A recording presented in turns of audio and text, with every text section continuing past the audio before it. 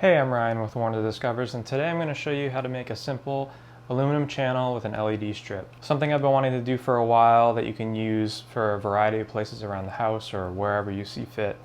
And you can mount these in a lot of different spaces. You can cut these up into different sizes. So let me show you what goes into putting something like this together. First, I have this aluminum channel by Hun Hun, and I'm going to cut this down to size with the miter saw that I have. So I have a 23-inch aluminum channel here.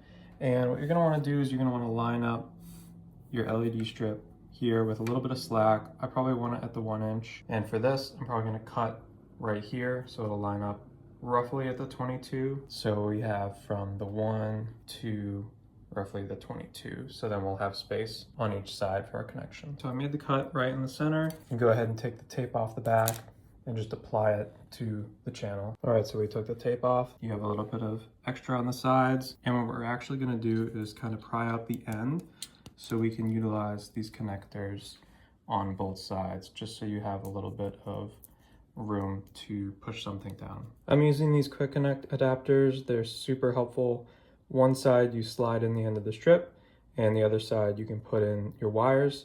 So what I'm gonna do is I'm going to put the connectors first in here and then slide it on to the end of the strip. I have these quick connectors here where one is a female end and the other is a male end. This is 3-pin from BTF Lighting. And what you can basically do is put your 3 wires right in here, and paying attention to the LED strip, I'm using the red on the 12 volt, yellow on the CW, and white on the WW. Next, I'm gonna just cut right here just to have a little bit of loose wire on the end. And you can see that this already has some strand out, but the covered wire actually goes right into these adapters. More of a nice to have, I have some white heat shrink tubing. I trimmed this down so now there's no bare wire.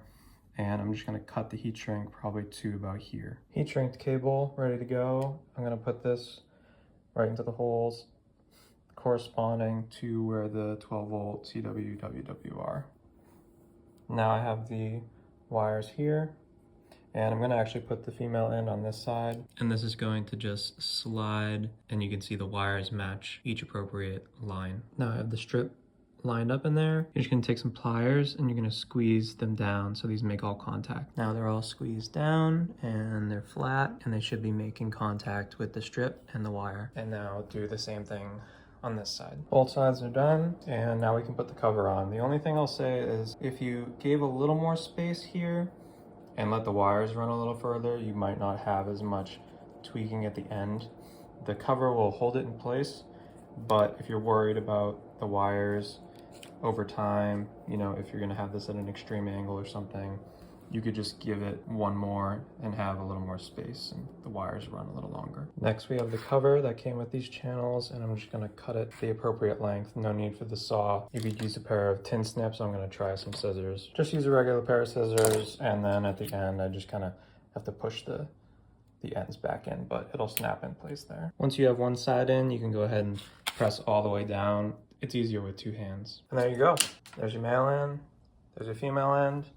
And on these connectors, there's actually an arrow that points to tell you how to plug the other male in. So if you have the male coming in here, you can actually align the arrow so that you know the red's going to the red, for example. So I hope that helped show you through the process. I'm in the middle of doing a project right now with the kitchen to hopefully put some under cabinet lighting in. I'm recording that process at the moment, so I'm hoping to share that with you soon. Along the way, I definitely learned a couple things to show you how to really simply put this together with no soldering required. And if you're looking for any of the items that I pointed out in this video, all the links are in the description below. All really accessible. A lot of the stuff I ended up using was from BTF Lighting. I've been really happy so far with a lot of their products that I ended up using for my project. So let me know if you have any questions, and thanks for watching.